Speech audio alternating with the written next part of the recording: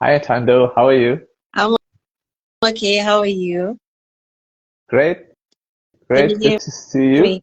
Yes, I Good to can. see you Yes. too. Yeah. Hi. I wanted to know from you because it's nice that you enlightened me on the other two fields that you do. So I wanted to know what got you into those fields. Like, got you interested in those, like, such as the author, healer, and historian.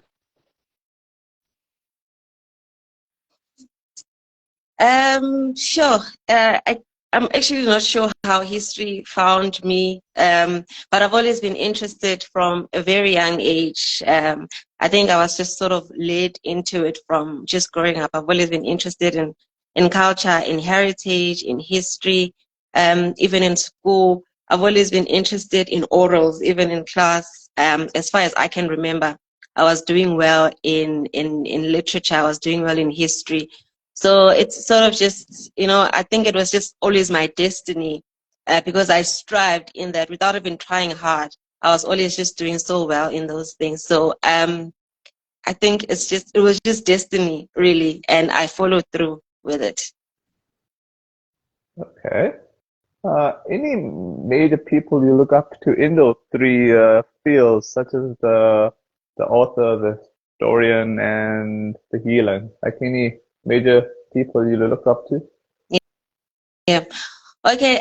There aren't a lot of black historians that are out there, but there are a lot in our communities. Hmm. A few years ago, I started a project on the history of Stateville, and I used the concept of oral history. So I went to the people in the community, and there was one lady from a Roy location. She was actually the daughter of Chief Ndlovu.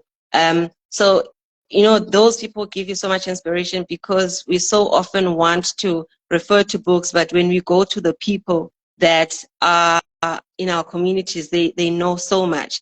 But I also look up to Lebo Mashile as a poet. I love him.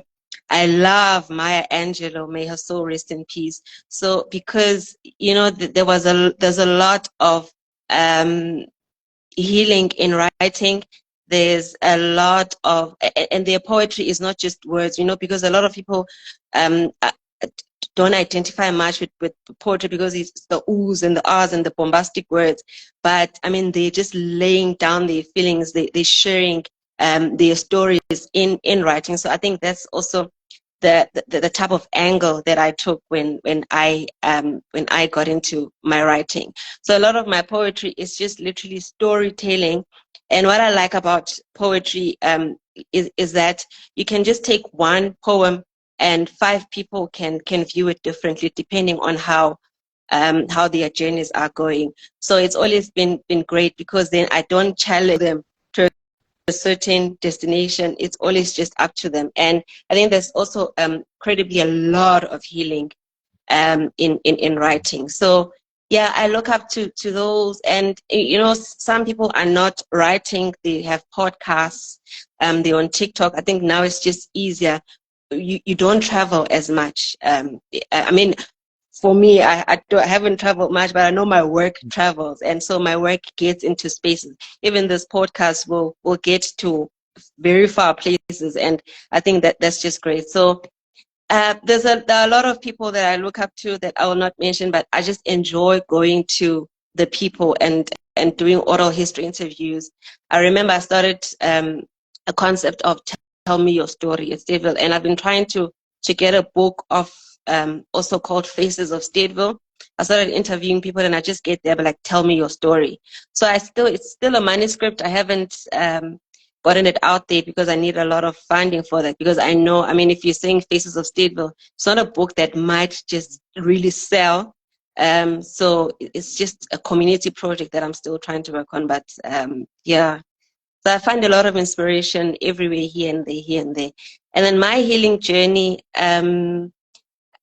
so I it started. I think I've known for a very long time as a child that I've got a spiritual calling, but obviously then you had to get channeled towards it somehow. And going through initiation as well, you know, not in the traditional sense, but it's just always been a healing journey for me. And I think then putting everything in a book form has been a way to express my journey and just sort of take people into it as well.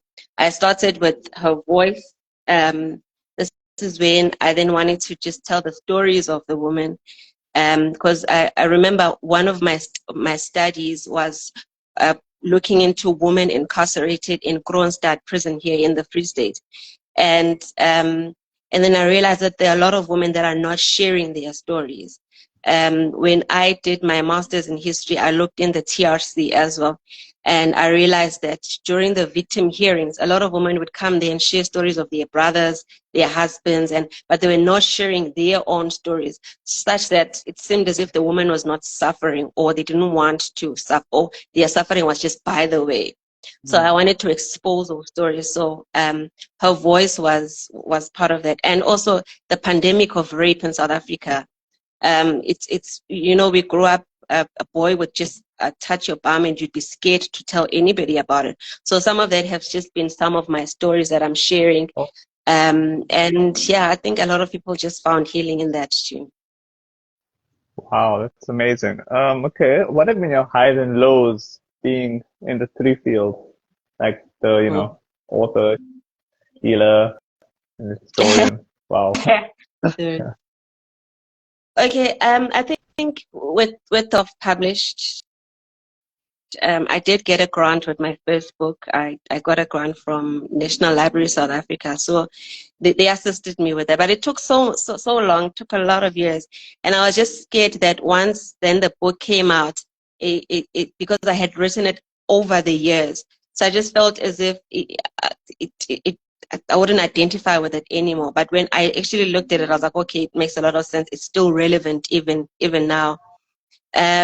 So that was that, but at least then they assisted me with the financial side of things. And so when I then wrote Ancestor Incarnate, it was a bit difficult because then I funded that project solely alone. And because it's self-publishing, it's not like you've got a publisher, somebody who can then take your books to bookstores, and you know, so you must just find a way to get your work out there, and it's not always easy, you know. And then there's a lot of, you know, I'm a heritage practitioner as well, and that field is as important as it is. There isn't much attention to it. There isn't much funding even from government. So so you try to use as much as possible to get word out there, to get the community involved. So yeah, and I think being the healing part of it was that I didn't go to initiation school. So there's a lot of discrimination with some of us who are self-initiated. By self-initiation, I mean that I was initiated by my ancestors.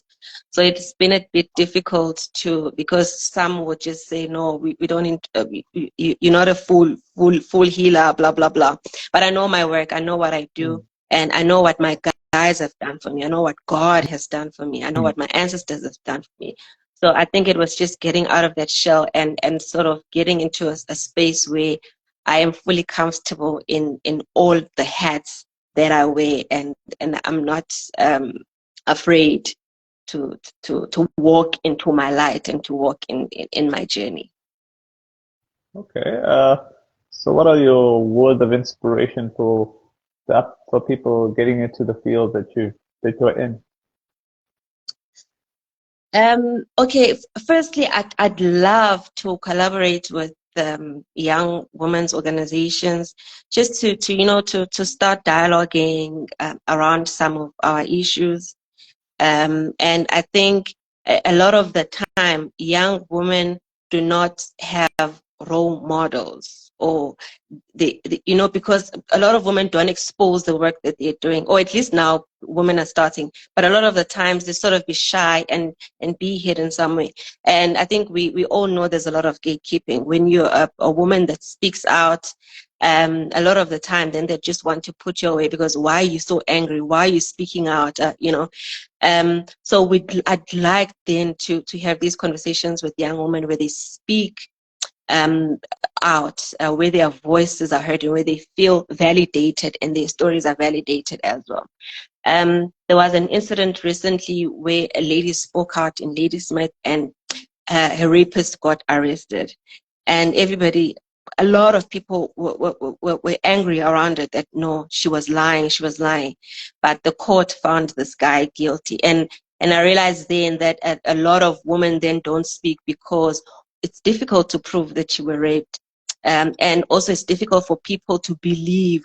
And you'd find that especially when it's people in leadership positions, it's difficult to also believe that. So a woman is always there's always second guessing. So I think it's important to then find a platform for people to feel safe and speak. So I'd really love those collaborations. So I'm hoping someone somewhere hears me and we can do that. But I think also writing this book was also just making people feel validated, you know, that your story matters, what you say matters, because then people are very quick to shut you up, like, no, shut up, you know. And so those are some of the things that I would just like happening, you know, creating dialogue. It's very easy for a person to put up a tweet and it gets exposed simply because you've just put something controversial or gotten people to think. And so I really would love to get into those spaces, if it's Department of Education, Department of Social Development, just to get people talking. I think it's important. Also in my line of field, I do a lot of dialogues and with people and also there's a gentleman who recently called me. He had purchased Her Voice, and then he says, you know, it's her voice, but also as men we find a lot of healing, and we'd like. So then he quoted a poem that he had enjoyed, and so a lot of the time we miss the men in conversations, and we focus so much on the woman, but men are the perpetrators. And so if we do not heal the men also, we run a risk of a society that just has women isolated that some way, and then angry women that are always just challenging the men. But if we get into a position where we say, okay, but how do we move on from healing all of us?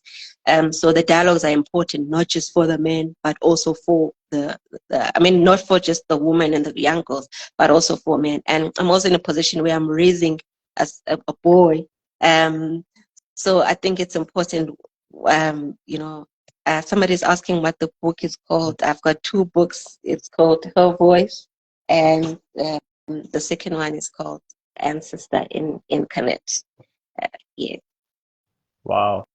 I know Thanks. I say a lot because I'm thinking about a lot of things as we're speaking. Yeah. But Yeah. Yeah, I was just gonna say, thanks so much for giving me your time. Hopefully this can be the first of many. yeah. Can I read some passages from my book so that people can see the type of content that Sure. I'm putting out there? You know? Sure. Okay.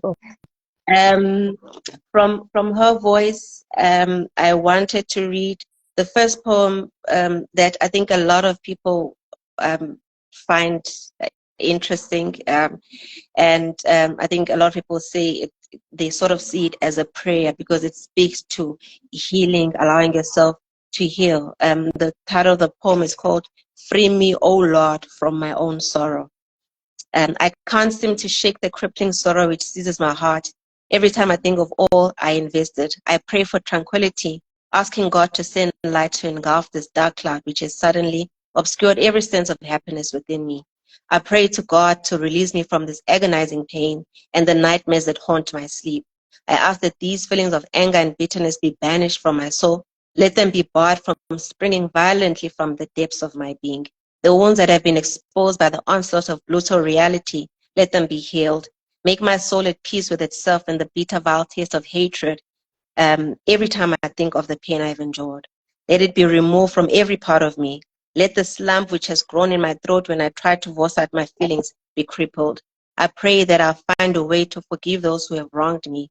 but mostly myself for thinking I have deserved this ill treatment. Let these feelings of sorrow and resentment be freed from my heart and put it at rest. Let the bars which I have built around this beautiful heart and soul of mine be opened so that I may release this love and compassion and experience the meaning of happiness once more. Free me, O Lord, from my own sorrow. So that one is from her voice. And then just Wow. short one from Ancestor Incarnate. This one is called Ancestral Healing. We heal our ancestors so they do not bleed on us. We cut through the cause of poverty, the only existing lines of depression. We surrender them to God. May those whose lives were cut short find rest in knowing that their dreams are carried through us. May our ancestors who were dispossessed of their hard-earned riches find a way to share their intelligence with us. We call on those whose spears freed us to continue to free us from the enemies who torment us.